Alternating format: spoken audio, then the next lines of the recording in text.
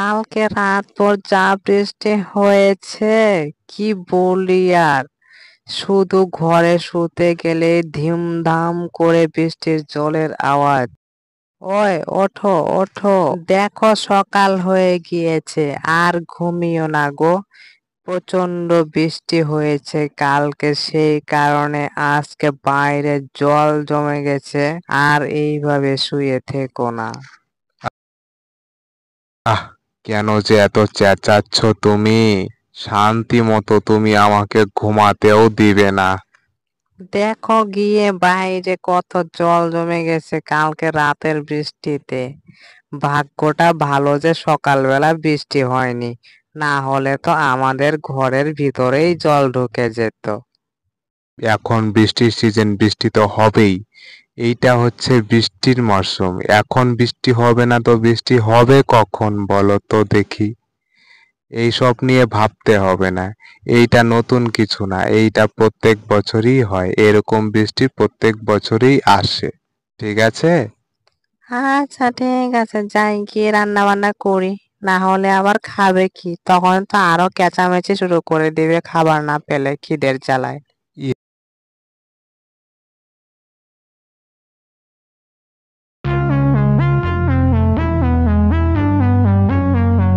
হায় সর্বনাশ, আমার ক্ষেতে জল জমে গিয়েছে।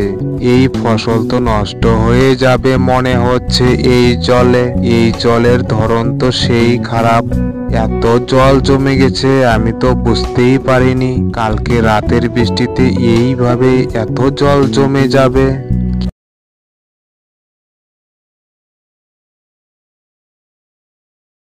কিরে বিকাশ, কি হয়েছে তোর? আজকাল দেখি তুই একটু বেশি ঘরে থাকছিস, বাইরে একটু এসেও দেখিস না।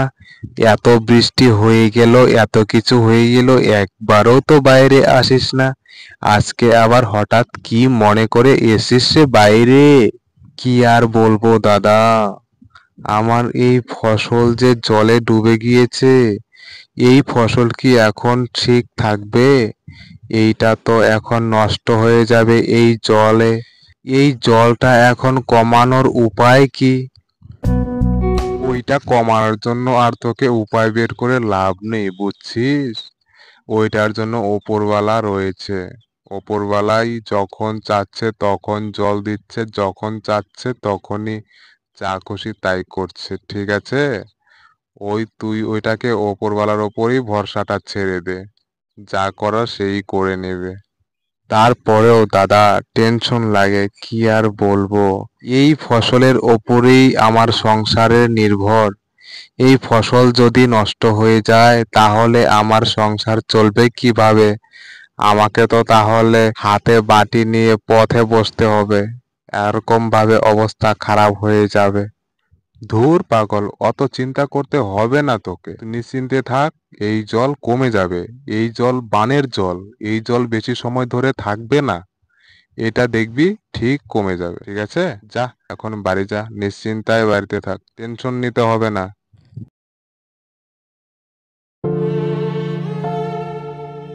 কি গো, কোথায় গেলে তুমি? আমি দেখো তো কখন থেকে খাবারটা বেড়ে নিয়ে বসে রয়েছে, আসো খাবারটা খেয়ে যাও। এখনো তুমি আসো না, আর একটু পরে এই খাবারগুলো ঠান্ডা হয়ে যাবে।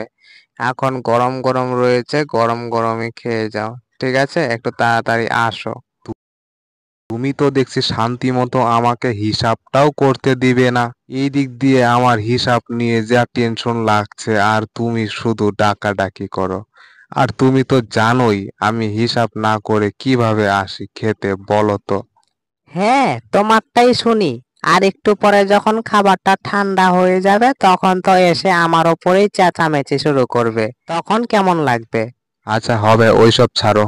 দাও খাবারটা বেড়ে দাও, তাড়াতাড়ি খেয়ে নে, হিসাবটা করতে হবে। রাতে যদি আবার বৃষ্টি আসে তখন কারেন্ট চলে যাবে। তার আগে হিসাবটা করে নিতে লাগবে, কারেন্টটা যেন না যায়। বাইরে যত বৃষ্টি আসুক আমাদের তো এইসব নিয়ে কোনো চিন্তা নেই, কিন্তু গ্রামের গরিব কৃষক ভাইয়েরা যে রয়েছে তাদের যে কি অবস্থা হচ্ছে, একবার গিয়ে সেখানে তো দেখে আসতে পারো গ্রামটাতে কোথায় কোথায় জল জমেছে, কিভাবে ফসলগুলো কোথায় কোথায় নষ্ট হয়েছে। একটাবার গিয়ে তো দেখতে পারো গো। ওরা গরিব চাষা, ওদেরকে দেখতে যাব কেন? ওরা কি হয় হোক গা, ওদের দেখতে হবে না। তুমি তোমার মতন খেয়ে দিয়ে ঘুমিয়ে পড়ো তো, যাও। এইসব নিয়ে তোমাকে ভাবতে হবে না। ওরা কি করবে করতে দাও ওদেরকে। হ্যাঁ, এই গরিব চাষা বলেই তো আজকে তুমি এইভাবে এত রাজপ্রাসাদের মতন করে সময় কাটাচ্ছ, এত বড় লোক হয়েছো এই গরিব চাষা বলেই তো। আজকে যদি এই গরিব চাষা তোমার না কাজ করে দিত, তোমার সাহায্য তোমাকে যদি না করে দিত, তাহলে কি আজকে তুমি এই বড়লোক হতে পারতে? বলো তো।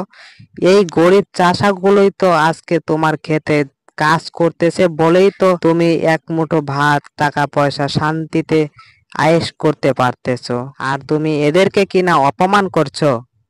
হবে হবে, যাও। আমি এখন টেনশনে রয়েছি, আমাকে এখন আর টেনশন দিও না তো। মা, মা, আমার তো খিদা পেয়েছে, আমি কিছু খাবো মা।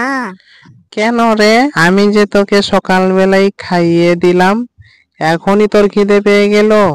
সেই কখন সকালবেলা আমাকে খাইয়েছো? আমার কি খিদে লাগবে না বলো তো মা? দাঁড়াও সোনা বাবা, সব সবজি নষ্ট হয়ে গেছে, তোমাকে আমি একটু পরে রান্না বাড়ি করে দিচ্ছি, ঠিক আছে? তোমার বাবু বাজারে গেছে, চাল ডাল নিয়ে আসবে, আর আসলে পরে আমি রান্না করে দিব।